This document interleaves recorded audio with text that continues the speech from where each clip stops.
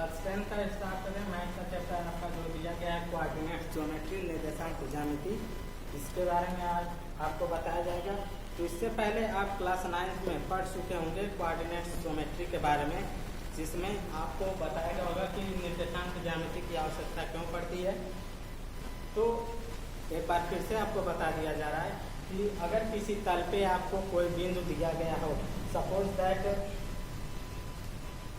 ये आपका कोई तल है, यहाँ पे ये आपका कोई तल दिया गया है, यहाँ पे ये कोई आपकी बिंदु दे दी गई है। तो इस बिंदु का निर्धारण करने के लिए, यानी इस बिंदु की स्थिति का निर्धारण करने के लिए हमें क्या निर्देशांक ज्यामिति यानी कोऑर्डिनेट ज्योमेट्री की आवश्यकता पड़ती है।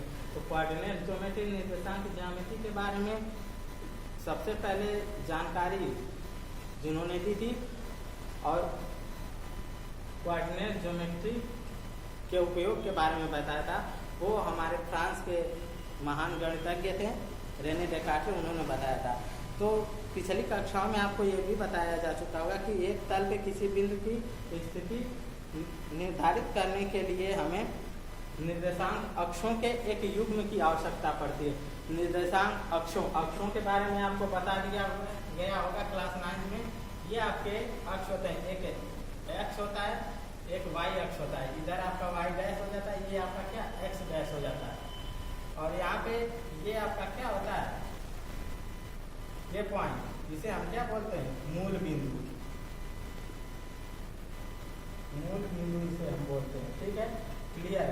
तो इस कंडीशन में अक्षों के यानी अक्षों के युग्म की आवश्यकता, अक्षों के युग्म की आवश्यकता का मतलब क्या होता है, कभी भी आप कोई भी युग्म अगर बनाते तो उसमें जोड़े की आवश्यकता है, यानी दो संख्याओं को एक युग्म का हम यहाँ पे लिख लेंगे, अक्षों के एक युग्म का मतलब यहाँ पे क्या हो जाएगा, आपका एक वैल्यू जो आपका आएगा वो एक्स अक्ष के लिए आएगा और दूसरा वैल्यू जो आपका आएगा वाई अक्ष के लिए आएगा। यानी इस बिंदु को निर्धारित करने के लिए हमें क्या एक्स या वाई, ये इस प्रकार के एक युग्म की आवश्यकता होगी, इसके द्वारा हमें इसे निर्धारित कर सकते हैं। तो उस कंडीशन में अगर हम दूरी को एक एग्जाम्पल के तौर पे लेके चलते हैं, ठीक है, तो क्लियर है, ये आगे आए। और इसमें एक आपका कोऑर्डिनेट ज्योमेट्री में जो आपके ये अक्ष बनते हैं, ये आपका एक्स अक्ष हो गया, ये आपका वाई हो गया, ये आपका एक्स डैश, ये आपका क्या वाई डैश हो गया। इसमें आपका जो अक्षों का युग्म बनेगा, अगर वो पहले चतुर्थांश में पड़ता है, इसे हम क्या बोलते हैं, चतुर्थांश बोलते हैं। ये जो आपका एक खंड हुआ, ये दो खंड हुआ, ये तीन, ये चौथा खंड, तो इन खंडों को हम क्या बोलते हैं, चतुर्थांश यानी क्वाड्रेंट्स बोलते हैं। तो इसमें आपका जो पहले क्वाड्रेंट्स के जो आपके युग्म प्राप्त होंगे अक्षों के, वो क्या प्लस प्लस होते हैं, यानी दोनों धनात्मक होते हैं। दूसरे चतुर्थांश में जब आते हैं तो यहाँ पे जो आपके क्वाड्रेंट्स होते हैं वो आपके क्या होते हैं, माइनस और प्लस होते हैं, यानी ऋण और धनात्मक होते हैं। तो इसलिए चतुर्थांश में आपका क्या होता है, दोनों माइनस होते हैं, और चौथे क्वाड्रेंट में आपके प्लस और माइनस होते हैं। ये आपका हो गया क्या प्रथम चतुर्थांश।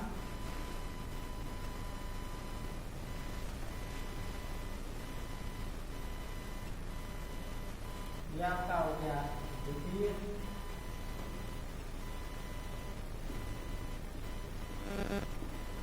आपका हो गया तृतीय चतुर्थांश, और ये हो गया आपका क्या चतुर्थांश,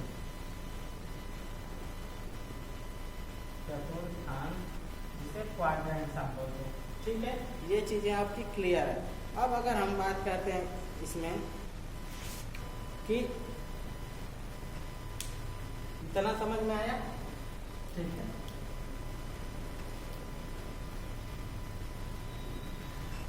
सपोज दैट आपका यह एक कोई चतुर्थांश दिया गया है, ठीक है, ये आपका कोई चतुर्थांश दिया गया है। ये आपका हो गया एक्स एक्सिस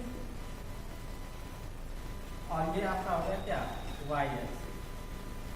ठीक है, क्लियर है। अब यहाँ पे एक हम एग्जाम्पल लेते हैं कि एक शहर बी एक अन्य शहर ए से, एग्जाम्पल ले लेते हैं इसे समझने के लिए कि एक शहर बी एक अन्य शहर ए से 36 किलोमीटर पूर्व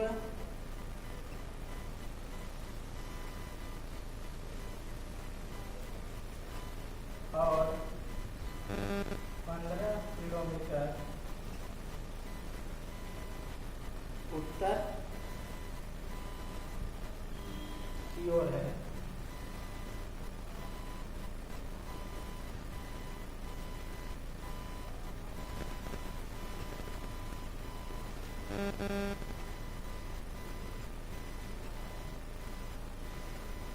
तो सबसे पहले हम देख लेंगे क्या, यहाँ पे क्वेश्चन में आपका दिया गया है कि एक शहर बी एक अन्य शहर ए से 36 किलोमीटर पूर्व की ओर है।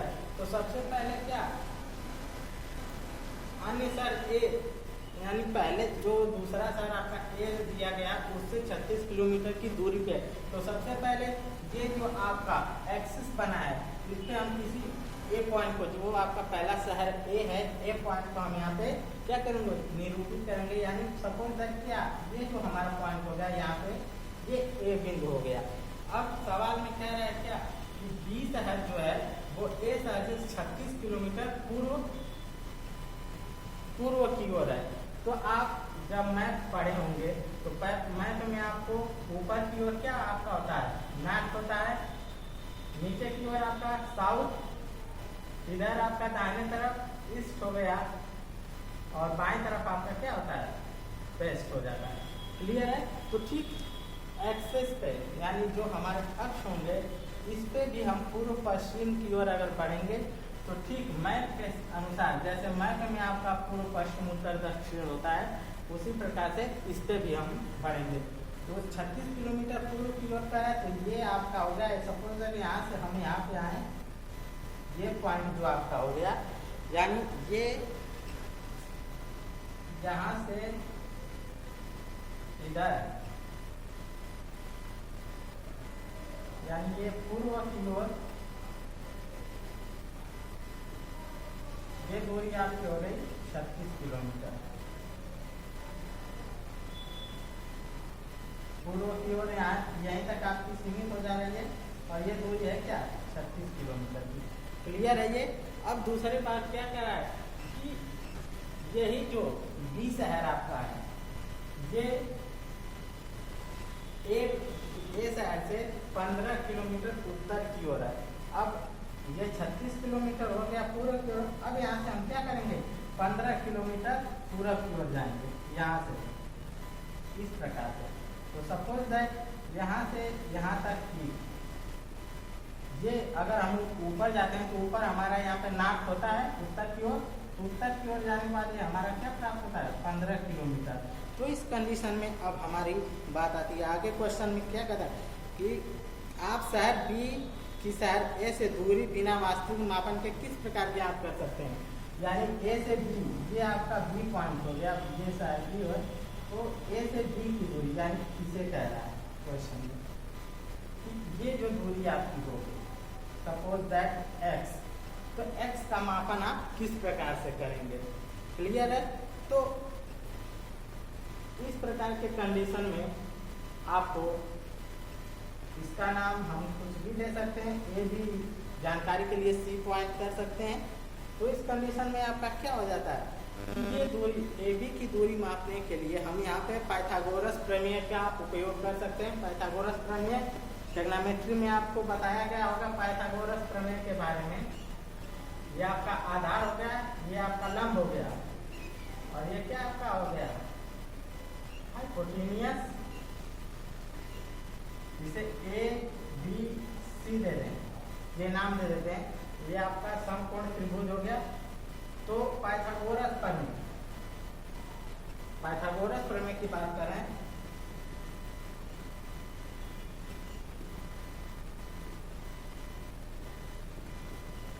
प्रमेय में आपको क्या बताया गया होगा कि आधार का वर्ग प्लस लंब का वर्ग जो होता है वो क्या होता है, कर्ण के वर्ग के बराबर होता है।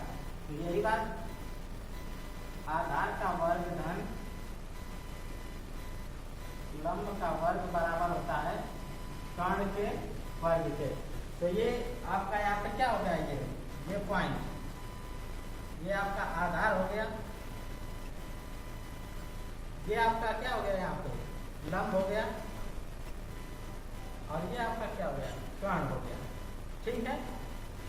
अब इस प्रकार से क्वेश्चन अगर हमारा दे दिया गया तो हम क्या यहाँ पे सीधा पाइथागोरस प्रमेय का यहाँ पे प्रयोग करते हैं, यानी लंब का वर्ग 15 का वर्ग धन 36 का वर्ग बराबर हो जाएगा क्या, कर्ण के वर्ग के।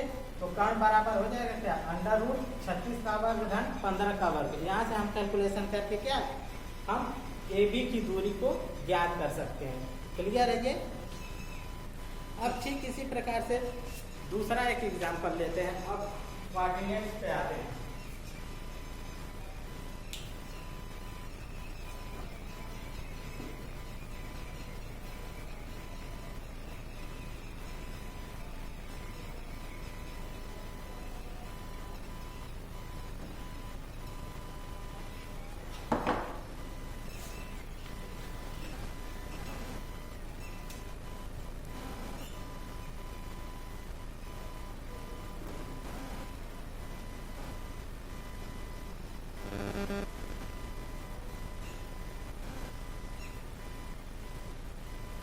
सपोज दैट ये हमारा कोई क्या यहाँ पे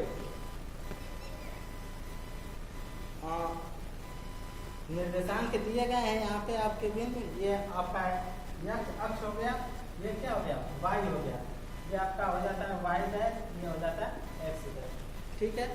तो एग्जाम्पल में दिया गया है कि मान लीजिए दो बिंदु x अक्ष पे स्थित हैं। बिंदु A यानी यहाँ पे हम इसे क्या करेंगे, बराबर भागों में इसे क्या करेंगे, डिवाइड कर लेंगे। सबसे पहले कोई भी ग्राफ बनाते हैं तो ग्राफ पे अकॉर्डिंग टू क्वेश्चन प्रश्न में जिस जैसा कहा जाता है उसके हिसाब से इस ग्राफ को हम क्या बराबर डिवाइड कर लेते हैं। स्केल की सहायता से हम यहाँ पे डिवाइड कर ले रहे हैं।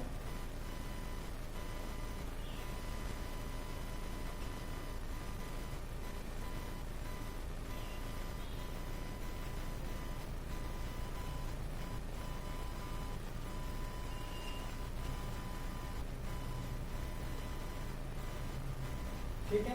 ये सपोज क्या हमने इसे क्या कर लिया, डिवाइड कर लिया। अब यहाँ पे ये आपका मूल बिंदु हो गए, तो मूल बिंदु का निर्देशांक आपको बताया गया होगा क्या, 0 होता है, या कोई भी किसी भी चीज का इनिशियल पॉइंट वहां से हम क्या 0 से स्टार्ट करते हैं। ये 0 हो गया, 1 हो गया, 2 हो गया, ये 3 4 5 6 7 8। ठीक इसी प्रकार से ऊपर भी कर लेंगे, 1 2 3 4 5 6 7 और ये क्या हो गया आपका 8 पॉइंट हो गया। अब प्रश्न में आपके दिया गया है कि ए बिंदु का निर्देशांक आपको दिया गया है क्या 4 0। 4 0 का मतलब क्या, ये जो आपका x का मान, इस चीज को क्लियर करने की आवश्यकता है कि आप जब पढ़ेंगे निर्देशांक के बारे में तो उसमें आपको बिंदु की y अक्ष से दूरी, उस बिंदु का x निर्देशांक होता है, या जिसे हम भुज कहते हैं।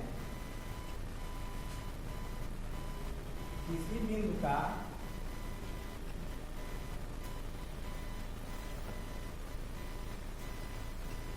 की y अक्ष से दूरी उस बिंदु का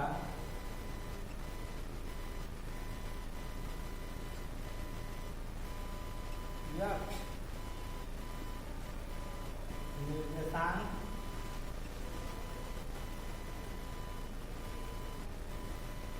या भुज कहते हैं। ये चीज क्लियर है। किसी बिंदु की y अक्ष से दूरी उस बिंदु का यक्ष निर्देशांक या भुज कहते हैं। ठीक है। और दूसरा जो आपका होता है कि किसी बिंदु से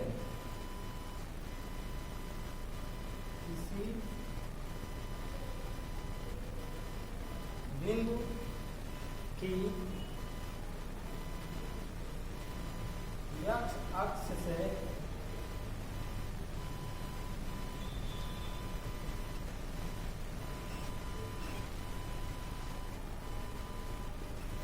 दूरी उस बिंदु का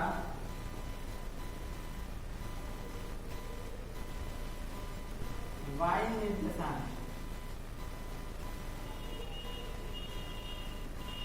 निर्देशांक या जिसे हम कोटि बोलते हैं, कोटि कहते हैं।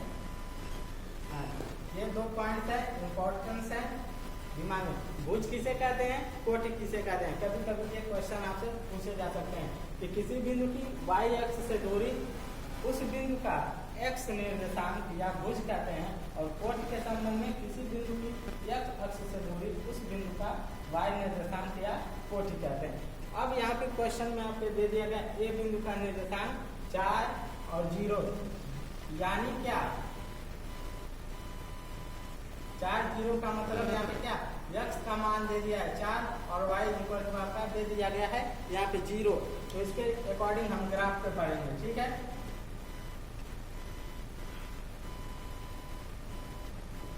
तो 4 का वैल्यू यहाँ पे है, y का मान 0, यानी ये रेखा पे ही पड़ेगा यहाँ पे इस प्रकार से।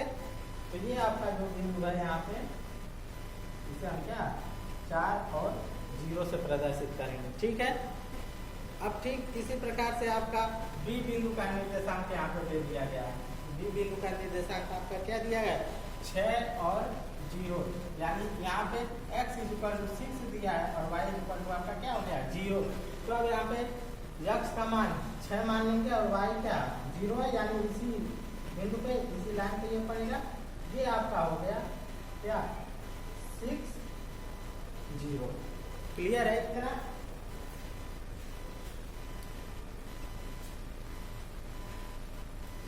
अब इसमें अब आपकी बात आती है क्या कि अगर इनका नाम दे देते हैं A और B, ये आपका A पॉइंट हो गया, ये आपका B पॉइंट हो गया। ठीक है। अब इस कंडीशन में अगर आपसे बात कर दिया जाए कि A से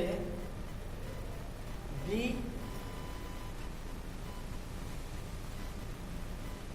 की दूरी के बारे में आपसे पूछा जाए, A से B के बीच की दूरी अगर आपसे ज्ञात करने के लिए कह दिया जाए, तो उस कंडीशन में आपका क्या होता है, आसानी से बता देंगे कि B का जो निर्देशांक दिया गया है, यानी ये A से B ये दोनों यक्ष अक्ष पे पड़ रहे हैं। तो इस कंडीशन में यक्ष अक्ष पे होने की वजह से इनके बीच की जो दूरी होगी वो यक्ष अक्ष पे जो निर्देशांक जो x के मान दिए गए हैं 6 और दूसरा जो दिया गया है x का मान 4, तो क्या दोनों के बीच का जो अंतर होगा वो इनके बीच की दूरी होगी। तो A से B की दूरी, तो A से B की दूरी क्या हो जाएगी हमारी OB माइनस OA बराबर क्या हो जाएगी OB का मान यहाँ पे x का मान 6 है और यहाँ पे क्या 4 है, यानी ये 2 प्राप्त होगा। अब यहाँ पे मात्रक का सवाल आता है, तो मात्रक यहाँ पे कोई यूज नहीं करते हैं, तो सीधे हम क्या मात्रक यहाँ पे जो यूनिट होता है वो मात्रक ही लिख देते हैं, 2 मात्रक, या इसे हम कह सकते हैं 2 यूनिट्स। ठीक है। अब उसी प्रकार से अगर y अक्ष पे कोई भी बिंदु दिया गया हो, सपोज दैट आपका यहाँ पे y अक्ष पे निर्देशांक जो दिया गया है वो 0 और 3 दिया गया है, और इसे हम मान लेते हैं क्या C पॉइंट मान लेते हैं, C पॉइंट मान लेते हैं। तो यहाँ पे दिया गया है क्या, y अक्ष पे जो निर्देशांक दिया गया वो 0,3। 0,3 का मतलब आपका क्या हो गया,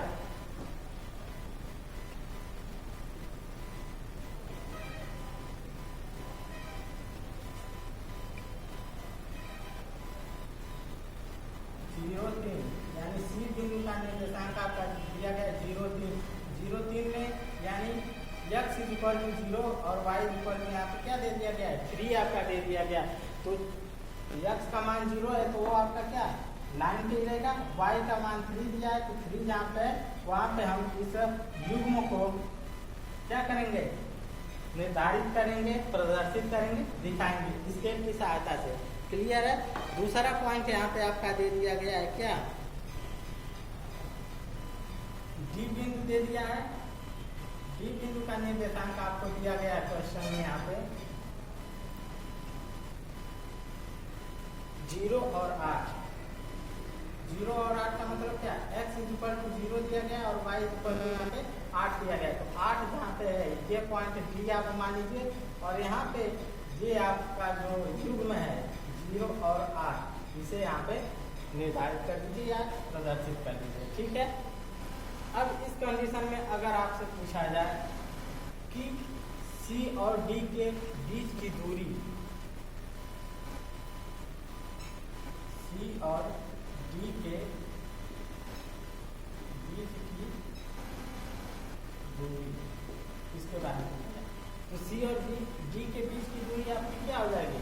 अब x अक्ष पे x का मान यहाँ पे आपका 0, 0 आ गया है। तो अब हमें यहाँ से क्या y के मान से निकालना है, यानी 8 में से 3 को हम क्या करेंगे यहाँ पे सब्ट्रैक्ट करेंगे, यानी 5। ये 5 क्या आएगा मात्र। तो यहाँ से इस प्रकार से हम निकाल सकते हैं।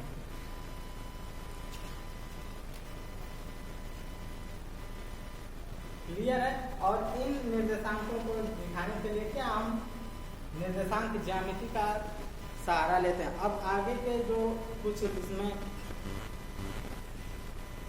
इम्पोर्टेंस ट्रिक है जो आपके आगे का जो क्वेश्चंस है एग्जाम्पल के साथ अगली वीडियो में बता दिए जाएंगे। Thank you.